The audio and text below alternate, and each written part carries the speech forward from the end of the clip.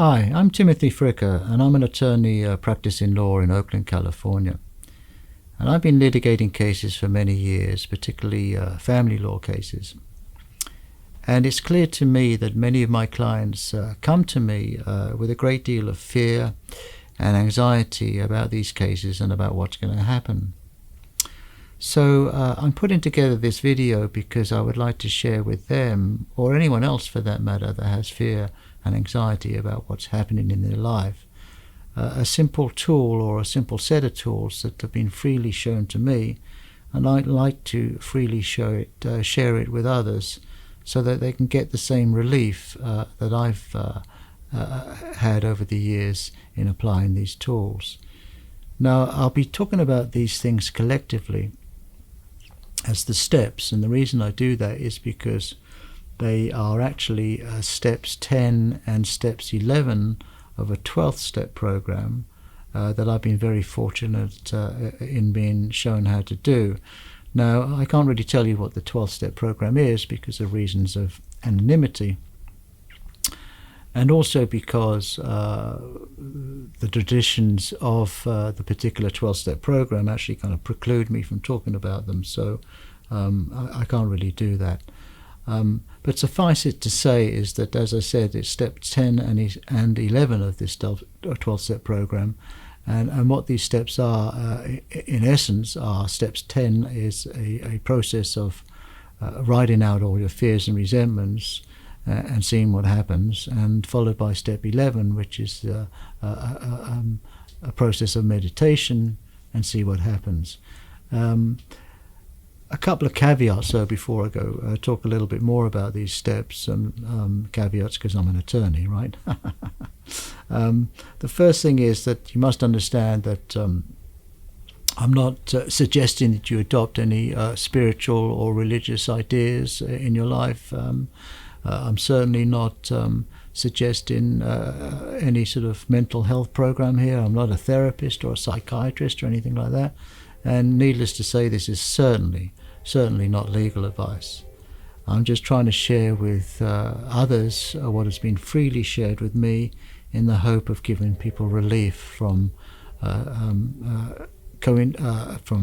existential fears and anxiety, and fears and anxieties that are brought on by specific situations.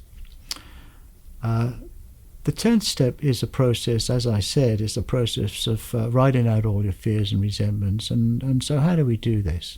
Well, we do it organically.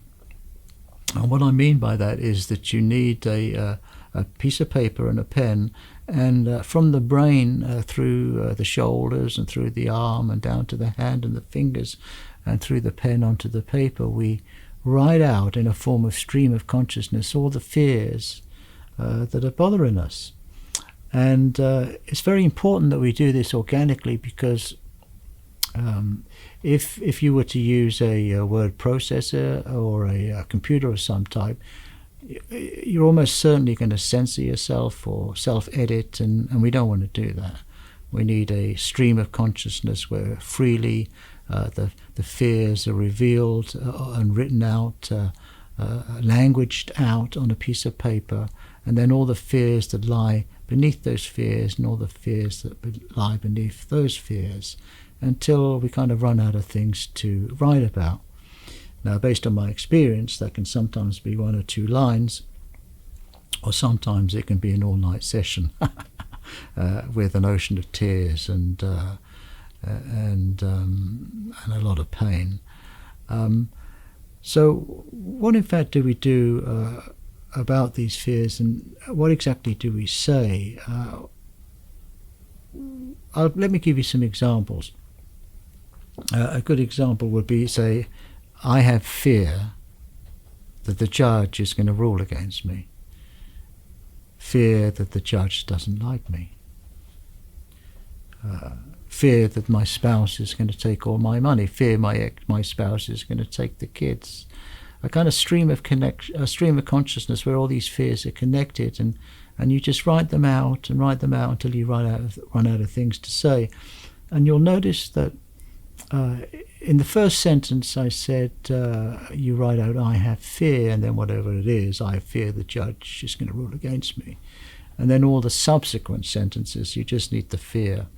The I have is unnecessary, it's a bit clumsy, it's almost grammatically redundant. So also it'll save your fingers falling off. So just on all subsequent sentences, just write the fear and then what it is. And you need to write out the fears until you run out of things to write about.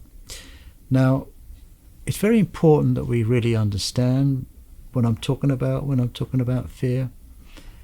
I'm not talking about sort of cowardliness or timidness or being a scaredy cat. I don't think you'd be watching this video if that is what we were talking about. The fears aren't about a criticism of our characters. It's not about a weakness. What I mean by fear is a kind of concoction, a kind of delusion that we create in our minds as a result of the wreckage of the past, which is triggered by this intense situation that we find ourselves in. And so we create this delusion, and what the fear is as in the form of an acronym. It's the false evidence that appears real, or the false existence that appears real. It's complete delusion that is created and concocted in our minds, and we project it into the future and into the present, and it comes upon us, and it's very, very debilitating and very, very powerful. And it has to be removed, otherwise it's just intolerable. So that's the fear that I'm talking about.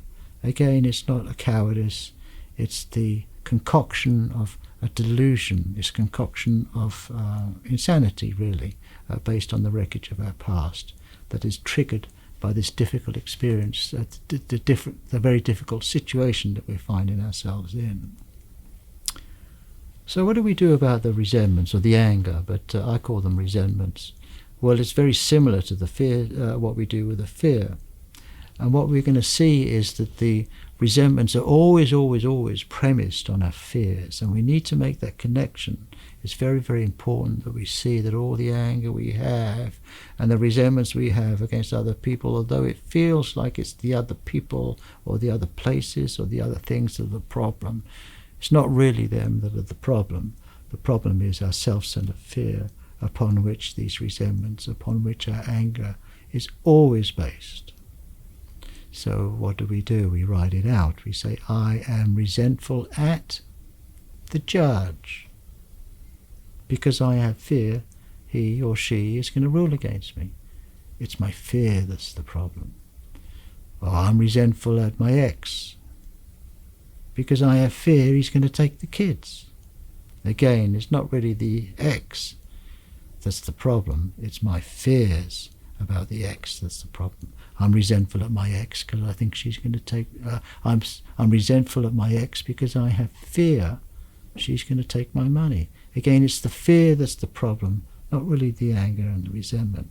And we must see this connection, and we must connect our angers and anger and our resentments to these fears in order to have relief.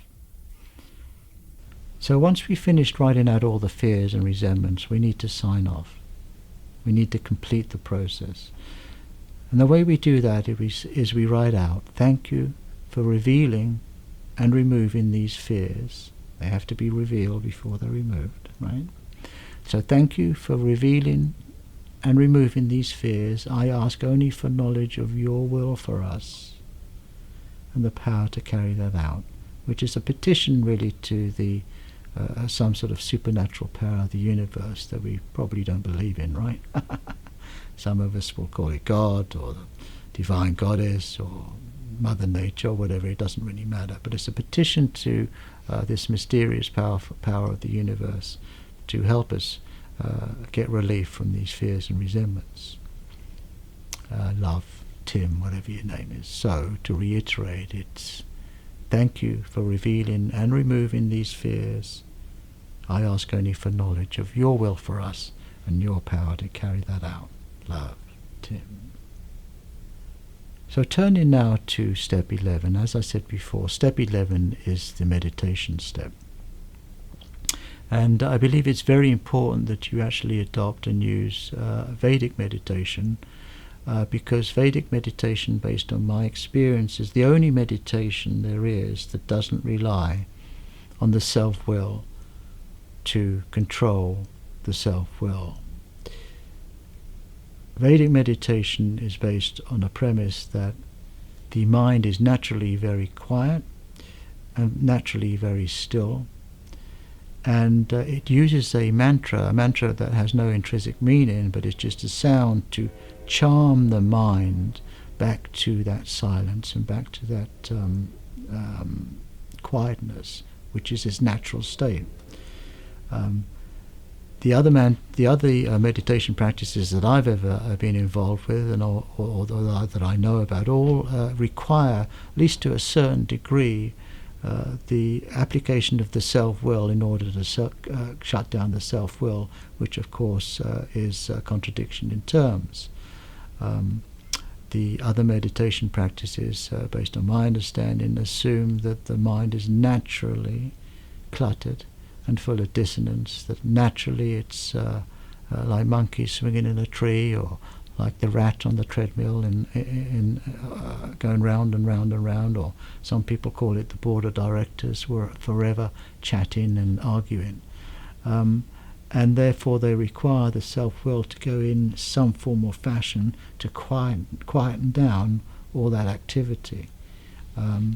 But based on my understanding of the steps and my experience with the steps, that is antithetical to the spirit of the steps, because the steps are about surrendering the self-will, and that would be impossible by the application of the self-will to do that.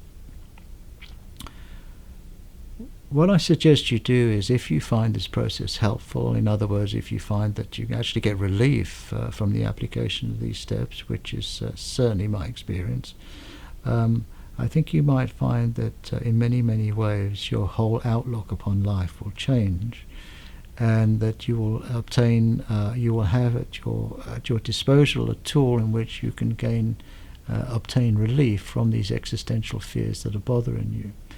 And I think if you apply these steps both in the morning, which I suggest you do when you wake up and you have your coffee, and at the end of the day when you're around dinner time, when you're having your dinner, both the application of the writing followed by the meditation, I think you'll find your life will change profoundly.